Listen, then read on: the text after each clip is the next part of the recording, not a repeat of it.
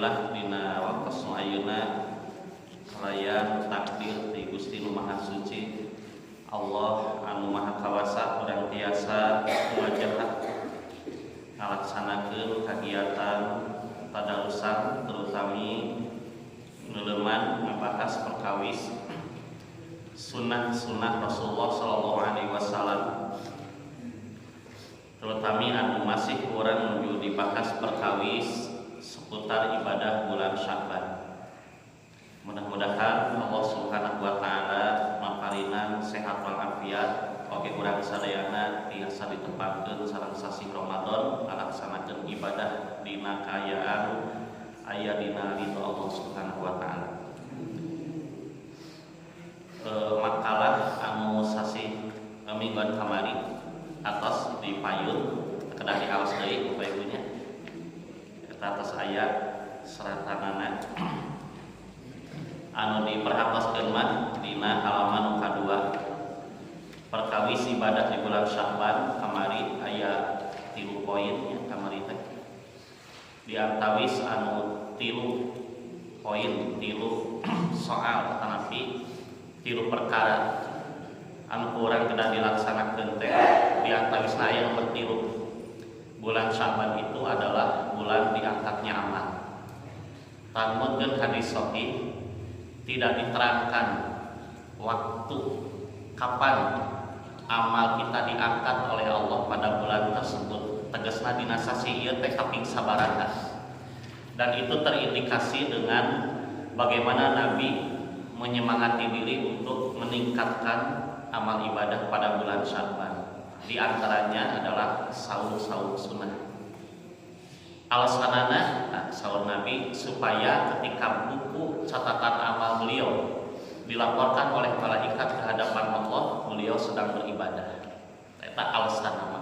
Saupami tos terang wengi 15 mah napi kaping 15 atau kita kedah seibadah. Itu pointen. Pemikiran simpel dari urusan ibadah yang disebut dengan bulan Sya'ban itu keseluruhan harinya harus kita tingkatkan amal ibadah. Nah, urang sadena urang cobi tinggal ayeuna beberapa keterangan hadis-hadis dhaif seputar ibadah bulan Sya'ban, terutama yang sering digembar-gemborkan yaitu pada pertengahan bulan Sya'ban atau yang disebut dengan nisfu Sya'ban. Nisfu teh pertengahan, Sya'ban bulan Sya'ban. Iraha Bapak Ibu. Ayeuna gitu. Kaping 15 na teh. Malam 15 dan tanggal 15 upaminya anak pertengahan. Nah, maka banyak sebagian kaum muslimin yang meyakini tentang keutamaan malam nisfu Sya'ban. Padahal para ulama telah menyimpulkan bahwa keseluruhan hadis-hadis yang menerangkan tentang keutamaan nisfu Sya'ban, baik malam harinya dengan memperbanyak ibadah sholat yang dikhususkan wengina wengi tadi misalnya, atau siang harinya dengan saum khusus pertengahan Sya'ban sadinten dengan fadilah-fadilah tertentu, maka ini semua banyak, tidak satu riwayatnya. Tapi kata para ulama tidak terlepas dari seputar hadis dhaif bahkan maudhu alias palsu. Ari palsu mah mun sanes hadis sebetulnya sanes ti Nabi, cuman memang dicatat dan dikatakan periwayatannya ini sebagai hadis berita yang dikatakan ini dari Nabi padahal sebetulnya bukan. Tah ieu kedah dicatat ku urang sadayana. Bahkan sebetulnya kalau kita lihat tentang hadis-hadis anu bade dikapayunkeun ieu teh urang simpulkeun dina narkeunana ieu imanya ieu teh namanya sapalihna. Saresna masih ada beberapa hadis yang serupa, tapi ieu mah intina kanggo nambih kailmuan urang, kadituna pemahaman urang rehna tidak ada ibadah khusus yang berkaitan dengan nisfu Sya'ban. Sapertos wengina salat. Kenging sholat dina wengi nisfu Sya'ban. Kenging palawagi sholat naon? Nah, nya nu biasa we. Nya wengi nisfu Sya'ban teh kan magrib eta tos lebat wengi. Nah, wengi na isya tos lebat. Tahajudna aya ya tahajud kan qiyamul lail atau witir itu ada. Dan itulah sebetulnya amal-amal yang oleh Nabi tingkatkan di bulan Sya'ban itu, yaitu amal-amal ibadah yang wajib, terutama yang sunnah. Janten saur Syekh Al-Utsaimin mah, orang itu dalam melaksanakan nisfu Sya'ban itu, yang pertama ada yang melaksanakan ibadah seperti biasa. Contoh wengi nu biasa tahajud dina wengi nisfu Sya'ban silakan, maka itu termasuk ibadah yang sunnah. Mangga eta mah, dan itu tidak termasuk bid'ah, sesuatu yang diharamkan.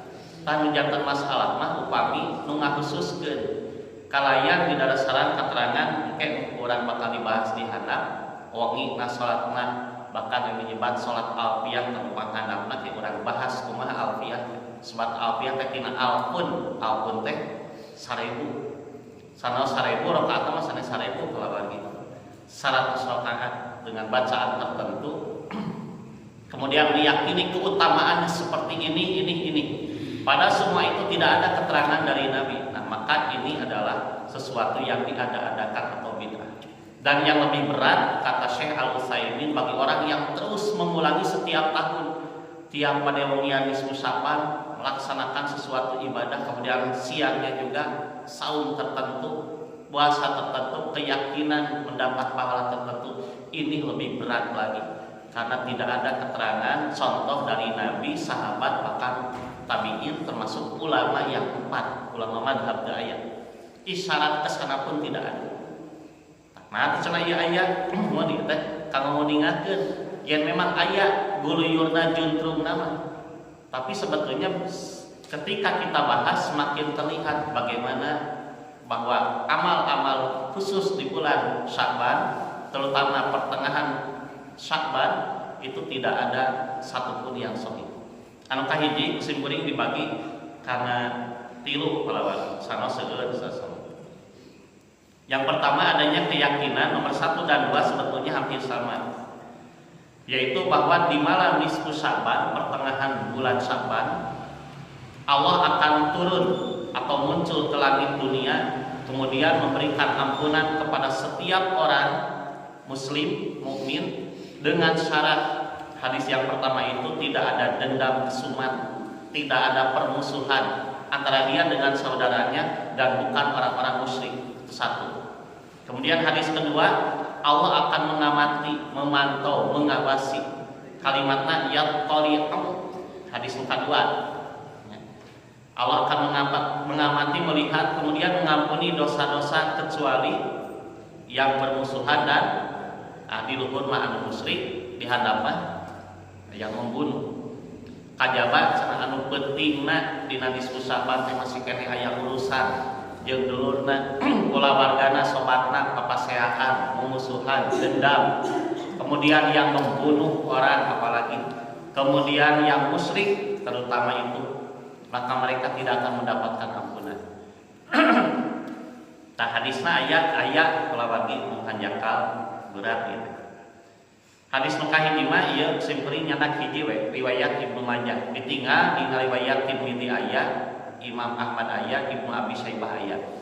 Tetapi kesemuanya hadis-hadis itu tidak terlepas dari kecacatan, kedoifan. Terutama ada rawi yang lemah. Di sini disebutkan Abdullah bin Lahiyah, Ibnu Abi Lahiyah. Kemudian Al-Walid bin Muslim, dia disebut tadlis, rawi mudalis yang suka menyamarkan hadis seolah-olah hadis teh nyambung ka Nabi padahal pegah riwayatnya teh inqita terputus. Kemudian ada juga intirab, simpang siur, goyah goncang, hadisnya tidak kuat karena memang hadisnya tidak sahih. Innallaha la yattali'u fi lailatin nisfi min Sya'ban fayaghfiru li jami'i khalqi ila lil musyrikin aw musyahidin. Kata Abu Musa, hadis itu di Abu Musa Al-Asy'ari, Allah akan muncul di malam nisfu Sya'ban, kemudian mengampuni semua makhluknya, terutama anu muslim gitu ya. Kecuali 1 orang yang musyrik, 2 yang pendendam atau yang sedang bermusuhan. Kan ieu mah lamun masih keneh nu musuhan moal dihampuran. Saya ke Bapak Ibu, saya hadis nama mung hanjaka sanes ti nabi gitu. Keyakinan yang dinaung ini susah teh Allah teh turun kadunya.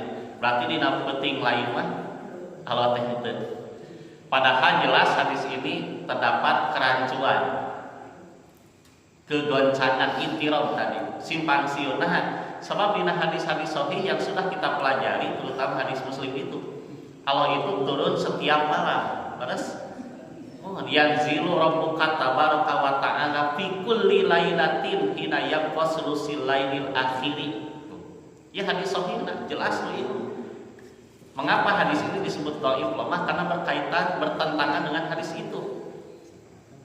Bahwa Allah itu setiap malam turun ke langit bumi unggal wengi. Berarti dina wengi disebut saban aya sami. Mung upami gaduh keyakinan dina wengi disebut saban mongko sehingga tangke efek nanti semangat ibadah. Nu tara oge hajakeun budak. Rek naon rek tahajud teu rek salat. Namina alfiyah keerihanna. Sabab cenah kautamanana ieu. Nah inilah yang menjadi kekeliruan. Banyak orang yang tertipu dengan keterangan-keterangan seperti ini sehingga meyakini bahwa memang Allah itu turun. Isukna ati bradeuy we. Dina dinten biasa geus we da urang geus dihampura. Begitu iman-iman. Padahal yang akan menjadi ampunan itu setiap malam Allah turun ke bumi. Bahkan bukan hanya ampunan, pengabulan doa pun Allah siapkan. Pemberian terhadap permintaan pun Allah akan berikan. Nah inilah setiap malam, bukan hanya pada malam nisfu Sya'ban. Hadis yang kedua hampir mirip, cuma perbedaannya itu yang tidak akan diampuni itu kalau di atas adalah hadis tentang orang yang pendendam dan musyrik, kalau di bawah pendendam dan yang membunuh orang lain. Ini tidak akan diampuni. Secara redaksi bagus, ngan keyakinan eta tah. Gaduh keyakinan dina wengi ieu Allah ngahampura dosa teh nu lain mah henteu. Dina wengi tadi Allah turun karunya teh nu lain mah seolah-olah Allah telungsur teu ngahampura. Nah inilah kekeliruannya. Sehingga memotivasi orang untuk melakukan satu amalan yang tidak dicontohkan. Inilah kekeliruan yang berat. Namina bid'ah. Nah hadis yang kedua sama riwayatnya Abdullah bin Abi Lahi'ah. Abdullah bin Lahi'ah sami sareng hadis nuluhur mung ieu mah riwayat Imam Ahmad. Kemudian ada riwayat kedua nu di Tebelan musim kuring Huyai bin Abdullah al-Mu'afiri, sama hadisnya pun dinilai matruk oleh Imam Nasai dan munkar oleh Imam Ahmad. Hari matruk teh rawi yang tertuduh suka memasukkan hadis berdosa, sama berat. Nah itulah dua riwayat yang disebutkan. Ada juga riwayat yang lain seperti itu kalau mungkin sadayana. Di riwayat Imam Ahmad itu kata-katanya itu Allah akan memantau, melihat, mengawasi ke langit bumi, mengampuni dosa-dosa sebanyak bulu domba. Kayak kalimat nanteknya. Jadi waktu iman mau bulu domba, sabarare bulu domba. Hei bukan tos ngeta. Tadi nah hadis nantek itu mengetama. Jadi ngandung hartos dosa aja loba oge, lamun dina penting eta urang ibadah salat tertentu maka dihampura ku Allah. Nah yang jadi masalahnya itu, yang menjadi motivasinya itu dari mana? Sementara kata para ulama, Nabi tidak mencontohkan. Para sahabat, para tabi'in, tabi'ut tabi'in termasuk ulama 4 mazhab yang terkenal itu tidak ada satupun yang melaksanakan, bahkan mengisyaratkan harus ada amal seperti itu. Di mana atuh ieu teh mimitina? Nah, kayak urang bahas di handapnya, di hadis menghandap ke alfiyah. Itu yang pertama dan kedua. Keutamaan ini memang ada yang meyakini sekedik ya ilmu hadisna rada kurang dibahas. Dua hadis yang di atas banyak yang meyakini hadis ini hasan. Dihasankan oleh Syekh Al-Albani di waktu itu. Mata seueur anu ngayakinkeun ceuk saha eueuh contona. Ieu teh hadis teh hasan. Hasan itu artinya makbul, makmul diterima, bisa dijadikan hujah, argumentasi dan bisa diamalkan. Nu ieu teh mata urang lamun semangat dina malam nisfu Sya'ban teh aya dalilna bisa diamalkan hasan nanti penilaian Syekh Al-Albani terhadap hadis tentang dua permasalahan tadi luhurnya dihampura dosa kajaba anu musyrik anu pendendam atau yang pendendam dan pembunuh eta teh cenah hadis nu ieu. Nah tetapi penilaian Syekh Al-Albani magi Imam Al-Albani teh termasuk ahli naqd pengkritik hadis. Beliau tajam dalam mengkritik hadis. Tapi dalam urusan hadis tentang nisfu Sya'ban oleh para ulama dibantah keras. Walaupun Imam Al-Albani meringankan dua hadis di atas tentang pengampunan pada malam nisfu Sya'ban bahwa Allah turun ke bumi, saur Imam Al-Albani mah hadisna hasan, tiasa diyakinkan. Nah, oleh para ulama dibantah. Kenapa? Karena hadis ini justru bukan semakin naik derajatnya, semakin ringan. Justru hadis ini semakin menjelaskan bagaimana hadisnya dhaif. Nah, mudah iya ayat tertuduh berdusta. Kemudian ada yang lebih lemah lagi. Upami nu ieu riwayatna ayat 2, terasnya aya riwayat sanes tentang ampunan Allah pada malam nisfu Sya'ban itu, ternyata hadisnya banyak atau ada yang palsu. Nah, dina kaidah ilmu hadis, upami hadis-hadis aya nu palsu, sanes tabih kuat hadis teh, tapi kalau kabukir ripuh pala gitu. Jadi tidak bisa dikuatkan atau menguatkan. Eta kesimpulan kahiji sareng kadua. Kesimpulanana keterangan seperti di atas tidak ada hadis sahih yang menjelaskan. Eta kabataminana. Ayeuna nu kaduana atau poin yang ketiga tentang bab keutamaan dan kaifiat tata cara beribadah pada malam nisfu Sya'ban, terutama malamnya sholat dengan tata cara sholat tertentu, siangnya puasa. Anu kahiji aya di dieu riwayat anu ngeningakeun idza kana lailatul nisfi min Sya'ban nada munadin hal min mustaghfirin faghfiru lahu hal min sa'irin fa'tiyahu fala yas'alu ahadun syai'an ila utiya ila zaniyatun bi fatiha aw musyrikun. Apabila telah tiba malam pertengahan bulan Sya'ban alias nisfu Sya'ban, ada suara yang menyerukan maksana Allah atau malaikat cenah Fatimah. Barang siapa yang meminta ampun kepadaku, aku akan ampuni. Barang siapa yang meminta kepadaku, aku akan penuhi permintaannya. Maka tidaklah seorang minta sesuatu kepada Allah melainkan akan dipenuhi permintaannya, kecuali wanita pezina. Saya tabihan ini kajabat cenah nusok zina mah bukan hanya wanita, sebetulnya laki-laki pezina pun sama katanya, dan yang musyrik.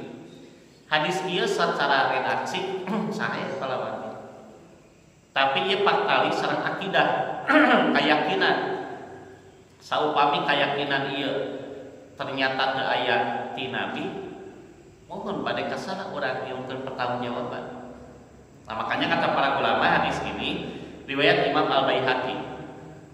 Hadisnya dhaif karena ada dua yang jadi permasalahan, yang menyampaikan hadisnya, pewartanya, rawinya, informannya. Satu, rawi yang bernama Al-Hasan Al-Basri memanggil atau menggunakan kata simbol kan dari, padahal dia dikenal sebagai rawi mudalis yang suka menyamarkan periwayatan. Ieu mah kedah ada panjang bahas riwayat-riwayatnya. Intina mah dhaif baik itu. Magi pami dijelaskan kedah kanggo papan tulis dijelaskan naon maksana sampai rada berai kayak gambaran inti nama dhaif gitu. Kemudian yang kedua, kelemahan seorang rawi yang bernama Jami bin Sobih atau Subaihah Ar-Ramli. Ini pun sama rawi-rawi yang lemah, dan ini tercatat dalam kitab Silsilah Al-Hadis Al-Ahadits Ad-Dhaifah wal Mawdu'ah. Nah, kesimpulanana wengian nisfu Sya'ban gadung keyakinan wengi mustajab doa sehingga diayakeun khusus ibadah itu lemah periwayatan. Kemudian yang kedua, ada juga hadis yang mengkhususkan riwayat Imam Ibnu Asakir, khamsul layalin la turadu fihinna dakwah. Ada 5 malam yang pada 5 malam itu doa tidak akan ditolak. Tiba-tiba iman cenata dina wengi nu eta doa mah moal ditolak berarti dina penting nu sanes ditolak. Tadi nu jantan langsungna teh brai we teh kamuka tu para peneliti mah yen teh virus gitu painten mun dina panyawat mah nya bukan bakteri menguntungkan, ini bakteri merugikan. Ieu mah sanes vitamin ieu mah nya virus ieu mah. Ibaratna pamidina ilmu kesehatan tos ditaliti ku para ahli na oh kapanggih ieu mah penyakit pamidina awak mah. Itu ku para ahli. Mungkin urang mah terang kalau lagi nyeri awak teh kunaon, nyeri beuteung teh. Pan ku para ahli mah parios ka dokter nya diambil cek darah kawan cenah teh mencret bae oh tadi tah bongan cenah tuangna teu cuci tangan misalnya paraloginya kapenah we aya bakteri dan kuman kapenah eta ieu aya bakterina virusna ieu obatna. Itu dalam kesehatan, dalam masalah agama pun sama. Dalam urusan hadis urang teh ulah pena hadis amalkeun padilana ieu lakukeun bahaya palawan. Pami jika kitu simkuring nyarios ke tampil we.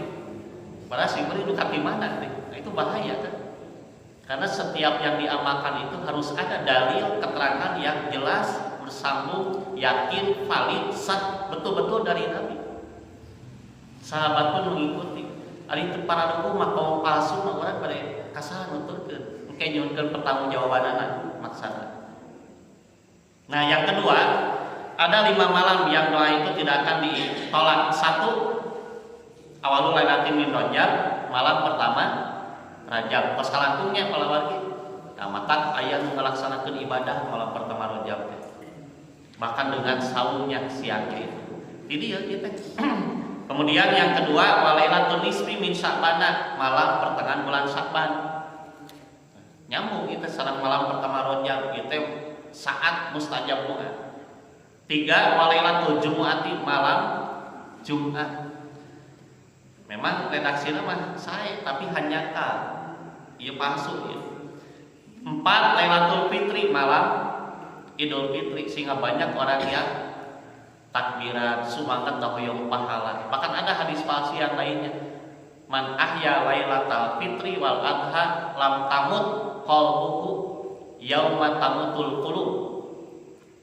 Barang siapa yang malam Idul Fitri dan Idul Adha dia menghidupkan dengan ibadah, lain ngaronda sanes masak punya.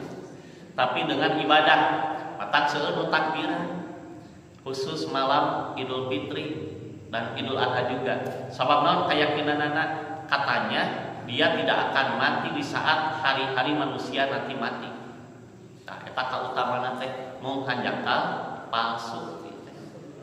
Riwayat yang dibuat-buat oleh seseorang disebarkan diyakini. Matak saru mengetek hadinya. Kemudian yang kelima walailatin nahri, malam Idul Adha yauman nahar. Ieu teh sae redaksina mah mung teu aya ti Nabi himbauan seperti itu. Hadis ini palsu karena ada 2 yang menyebarkannya. Rawi yang dikenal pendusta. Oh, imam budak pisan. Tukang awadul. 1 Abu Sa'id Bunda bin Umar dan 2 Ibrahim bin Abi Yahya.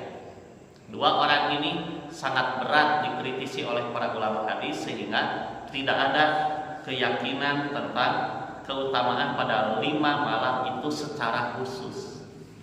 Intinya malam-malam itu malam biasa pun saya tiba-tiba utama tidak utama tiap malam juga tergantung orangnya.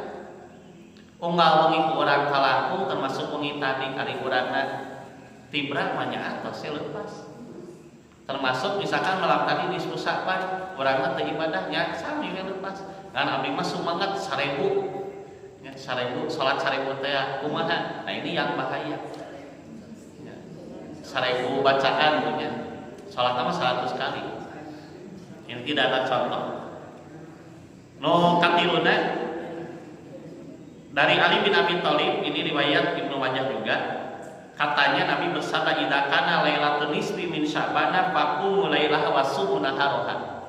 Saur Ali cenah itu Nabi kantos ada kieu. ketika malam nisfu Sya'ban 15 atau pertengahan bulan Sya'ban, maka bangunlah kamu pada malam harinya untuk sholat. Diterangkan sholatnya sholat alfiyah nu dihanap. Kemudian siangnya puasa. Pentingna sok sing getol sholatna nu khusus beurangna puasa nisfu Sya'ban. Cuma hadis ini dikatakan oleh para ulama ini infirad. Infirad itu menyendiri. Yang tentu aya riwayat nu sanis nunangkeun ieu teh. Kemudian ada rawi Ibnu Abi Syabroh, kata Imam Ahmad dan Ibnu Ma'in, dia pun suka memasukkan hadis. Berat hadis ieu. Nah, bagaimana tata caranya? Salat alfiyah itu dihadap Bapak Ibu cabi tinggal. Wengian pertengahan bulan Saban teh aya disebut salat alfiyah. Masih dialih sahurna gitu. Padahal mah aya. Mandi mah urang sebatkeun we supados aya gambaran urang ge henteu wah si eta mah. Tidak begitu, tapi kita tahu mengapa kita tidak mengamalkan. Sehingga semakin jelas bahwa ini tidak bersumber dari Nabi.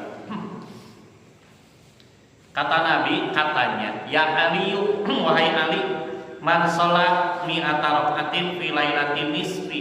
Barang siapa yang sholat 100 rakaat pada malam nisfu Sya'ban. Janten jumlah rakaatnya sabaraha Bapak Ibu? 100. Nah, itu disebut sholat alfiyah 1000. Lanjutkeun, yaqra'u fi kulli rakaatin Fatihatal Kitab. Dia membaca pada tiap rakaat surat Al-Fatihah. Sabaraha kali Al-Fatihahna? Ulah. Al-Fatihahna sabaraha kali? Ya cekap sekali we. Biasa imam palsu pada sabaraha kali gitu balik. Dan ayat ini tunah ieu. Nah, ini yang dimaksud dengan alfiyah itu wa qul huwallahu ahad asyra maratin. Membaca surat Al-Ikhlas berapa? 10. Jangan misalnya rakaat kahiji Fatihah sekali. Terus Fatihah qulhu 10 kali. Eta teh dina sabaraha rakaat? 100 carakaat dina 100 rakaat kalikeun janten we 1000 tah ieu alfiyah teh. Sama dengan Raqaib pada bulan Rajab, sebetulnya ini adalah palsu. Ieu mah teu aya pisan riwayatna. Sebetulnya tidak ada ketentuan seperti ini. Cuma memang ditulis banyak orang yang tertipu. Sehingga diamalkeun meh pada nah saya aku coba tinggal 100 rakaat setelah Fatihah 1 kali baca Al-Ikhlas 10 kali tiap rakaatnya. Kali 100 1000 kali. Berarti 100 rakaat teh keras gitu Bapak Ibu? Henteu saurna teh. Tiap 2 rakaat salam. 2 rakaat salam, 2 rakaat salam. Dia sekedar bingung kumaha ngalaksanakeun. Kedah bingung Bapak Ibu. Nya ieu mah ilmuna kedah terang bahwa ini tidak ada sunnahnya. Ayat sunnah seperti ieu. Inilah yang disebut bid'ah dhalalah, kesesatan. Banyak orang yang tertipu dengan sholat seperti ini. Nah, tiap 2 rakaat salam, 2 rakaat salam berarti sabaraha kali salam? 50. Ya. Terus itulah sholat alfiyah yang dalam setiap rakaatnya 10 kali surat Qul. Naon padilahna? Katanya mundak daya itu. Cek Nabi teh ka Ali ya Aliyu mamin abdin yusolli hadis sholawat ila qadallahu azza wa jalla lahu kullu hajatin talabahat tilkal lailah. Wahai Ali, siapapun orangnya yang melaksanakan sholat itu alias 100 rakaat setelah Fatihah baca Al-Ikhlas 10 kali, jadi 1000 kali macamnya. Tiap rakaat dia salam, maka Allah akan mengabulkan keperluannya apapun yang ia butuhkan di malam itu. Urang nyungkeun naon sok ka Allah, pasti bakal diijabah. Angke tepek teu dibere ku Allah teh kumaha Bapak Ibu? Mun talepatna di mana ieu nya moga dipercaya atuh da. Nah, ini tercatat ada, makanya disebut hadis itu karena ada tulisannya. Riwayat Imam Ibnu Al-Jauzi dalam Al-Mawdu'at. Al-Mawdu'at itu kumpulan kitab-kitab hadis-hadis yang di dalamnya terdapat hadis dhaif dan palsu. Di seueur dicatat supaya kaum muslimin tahu, bukan untuk diamalkan, justru untuk dihindari. Aya kuno terang maka pendak didiagnosa teh oh ieu teh panyakit geuningan. Mun dina awak mah gitu. Mangandeuh mun dina tangkal mah parasit. Sanes buah ieu mah justru ngagorogotan kana tangkal jadi virus ieu. Anu mawi para ulama hadis ini yang suka dijadikan landasan syariat ibadah nisfu Sa'ban, terutama yang disebut salat alfiyah yang 100 rakaat, tiap rakaatnya setelah Fatihah baca Al-Ikhlas 10 kali. Jadi alfiyah padilahnya tadi apapun yang diminta pasti akan dikabulkan.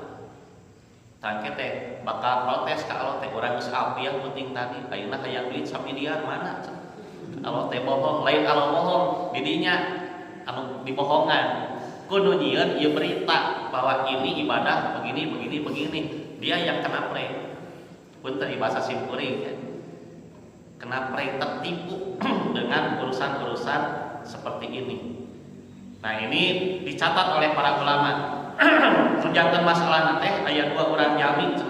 Pertama Lais bin Abu Sulaim dan yang kedua Ali bin Al Hasan. Kedua orang ini kata Imam Ibnu Adi adalah hadis-hadisnya batil. Kemudian Lais bin Abu Sulaim, dia adalah seorang yang hidup di masa pemerintahan Yazid, generasi tabi'in junior. Berarti ini setelah sahabat, wafat tahun 143. Meskipun tercatat sebagai orang yang suka beribadah, jadi lain orang kafir itu menepikeun. Cuma, nah ini kecacatannya. Periwayatan hadisnya itu cacat. Satu, dia ikhtilat. Aya iman iman. Aya kaos tadinya bu. Di tengahnya ikhtilat itu pikun. Pada akhir umurnya sehingga ia tidak lagi ingat terhadap apa yang pernah diceritakannya. Nu namina nu pikun Bapak Ibu, tamu jelema ngariwayatkeun hadis. Nya karena kalakuan sapopoe ge geus teu paduli beda namina oge. Pikun. Bahan sanes marho deui ieu mah Pak. Mun tos hilap, tos lain teu aya.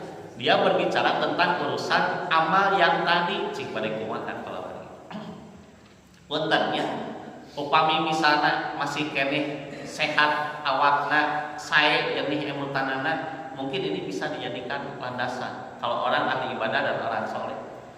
Tapi tahu mah jelema tukang ngabadul, yang ahli ibadah pun kalau sudah pikun bade kumaha cari usaha dipercaya. Nah ini yang berkaitan dengan kedhaifan yang pertama. Kemudian ia juga suka menukarkan sanad. Apa murid palawadi namina ge tos pikun. Tong bareng mah ngariwayatkeun hadis. Tos teu emot karena urusan sadiriteun ge. Sehingga dia menyambungkan hadis yang terputus seperti seolah-olah dari Nabi, atau dalam istilah hadis memarfukan yang mursal. Seolah-olah dari Nabi, saur Nabi ka Ali kieu padahal tidak ada. Dipercaya ku jamin terang mah bahwa ini adalah dusta. Nah, kemudian dia seolah-olah meriwayatkan dari rawi yang sikoh kredibel, padahal bukan dari mereka. Itulah dalam kitab-kitab rijal hadis, diantaranya Syiar A'lamin Nubala, Al-Majruhin dan Mizanul Iktidal. Ini tentang biografi perawi hadis. Ada yang soleh, ada yang sikoh, dan ada yang dhaif bahkan palsu.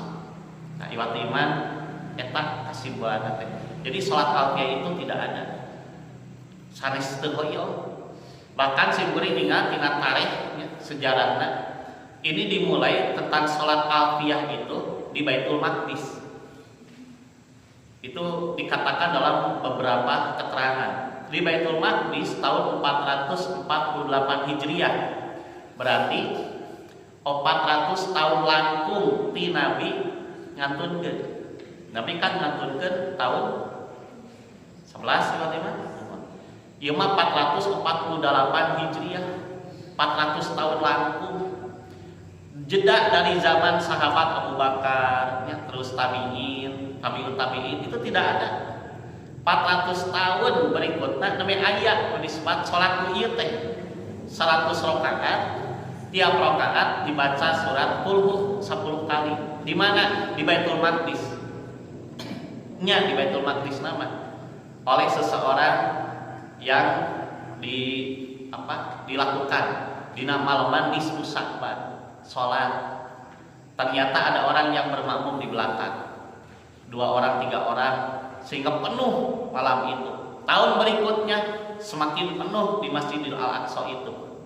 Maka ikhwatiman rahimakumullah, begitulah berulang dalam beberapa tahun sehingga tersebarlah nu tadina ti dieu teh dan nu ngalakukeunna seorang jami nu dianggap ieu sae soleh, tersebar ke berbagai penjuru bumi wilayah. Akhirnya diyakini ini adalah sunnah. Tak iwatiman eta disebut salat alfiyah teh asalna teh betul ada, tapi bukan dari Nabi, sahabat dan ulama yang pasti seseorang gitu. Berarti bagaimana kalau melakukan inilah sesuatu yang baru yang diadakan. Da pami urang misalkan abdi we jeung ngalakukeun salat betulkeun iwati iman. Sebabkeun mereka tidak pernah aya di Masjid Al-Maghfirah oge salat ieu teh yang akan mempertanggungjawabkan simkuring kan berat kalau begitu. Paminta aya sunnah. Nah itulah secara ringkas periwayatan tentang salat alfiyah. Ada juga katanya saudara dina kitab tarikh, orang-orang Mekah dulu ketika malam nisfu Sya'ban itu suka berkumpul salat di depan Ka'bah, kemudian mereka tadarus Quran, kemudian doa khusus di malam itu. Mengingat nisfu Sya'ban, kemudian diyakini tentang keutamaan itu menjadi tersebar. Padahal di zaman Nabi sahabat tapi itu ada ayat. Nah inilah yang disebut kepalsuan.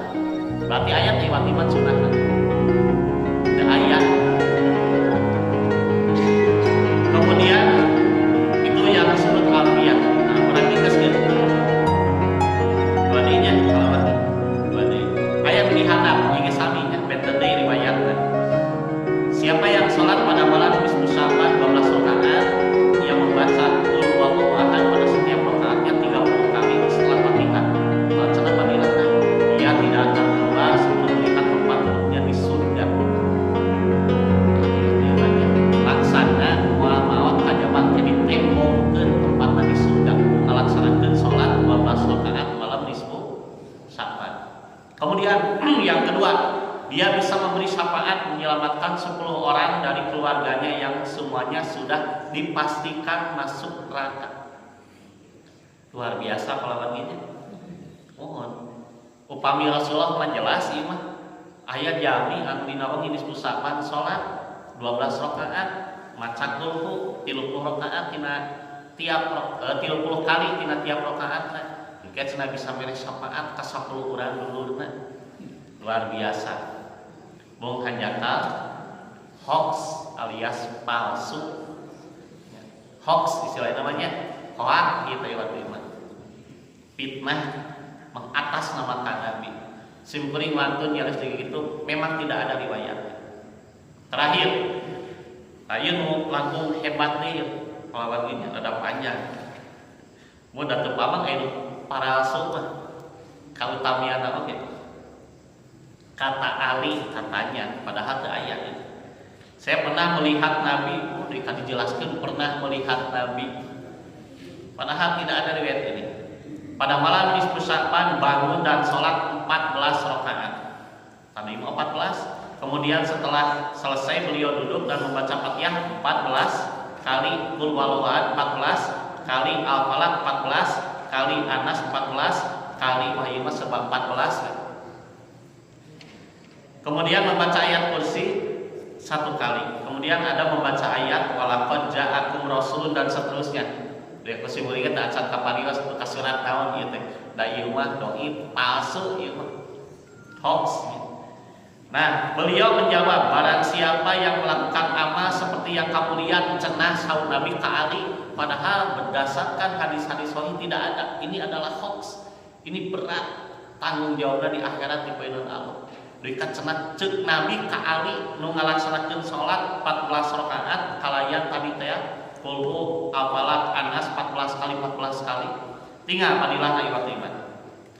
Dia sebanding dengan 20 kali ibadah haji. Man shona misla dzalika alladzi ra'aita kana lahu kaisrina hajjatan mabruratan.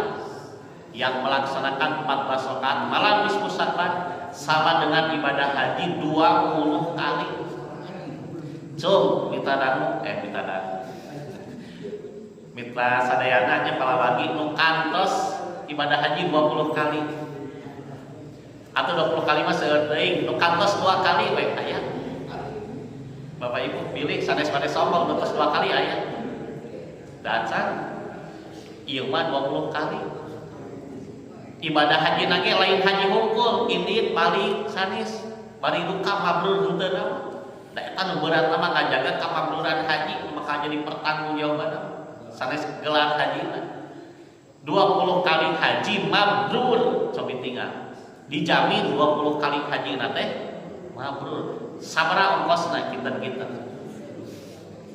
Nah ieu mah cekap ku salat 14 rakaat dina malam pertengahan Sya'ban atau nisfu Sya'ban beres Fatihah tadi teh kulhu falak dinas masing-masing 14 kali setelahnya baca ayat kursi dan ayat yang lain maka sarua jeung 20 kalian haji lagi mabrur dijamin. Sanu teu uruy palawagi nya. Komo ieu mah ceteng ceuk barudak teh 14 rakaat sanggup lah. Mung hanjakal palawagi sanes rengkot deui ieu mah. Hoax ieu mah.